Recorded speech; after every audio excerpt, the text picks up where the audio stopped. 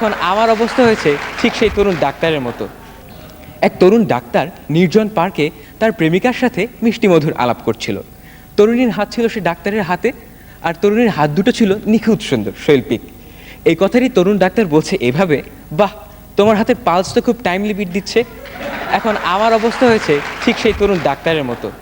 সৌন্দর্যের স্বর্গ বলতে আমার যেটুকু কল্পনা, তাই ওই বারিধারা গুলশান অর্থাৎ বাংলাদেশের স্বর্গকে ঘিরেই। এতক্ষণ তো আমি আমার হারাবার পরিকল্পনার কথা বললাম, এবার তাহলে একটা শঙ্কার কথাও বলা যায়। গুলশান বনানীতে না হারিয়ে অন্য কোথাও হারাতে গেলে ভুলেও যদি আমি একবার ঢাকার ট্রাফিক জ্যামে পড়ে যাই, তাহলে ওই মনে মনে না হারানো ছাড়া কোনো উপায়ই থাকবে না। এক জায়গায় যদি ৩-৪ ঘন্টা থিতু হয়ে বসে থাকি, তাহলে হারাবো আবার কোন সময়? তাই আমি হারিয়ে যাব গুলশান বনানী বারিধারা।